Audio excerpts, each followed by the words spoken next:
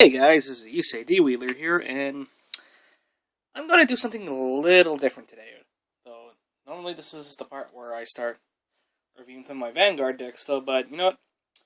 Since I got them, I might as well just kind of show them off too. So, this is actually not going to be a Vanguard video, but a video about a game called Weiss Schwarz, which is it's made by the same company who makes Vanguard, which is Bushiroad, and yeah, I just recently got into it though, like last year though, because they released like two English trial decks, which is the Madoka Magica and Fate Zero deck.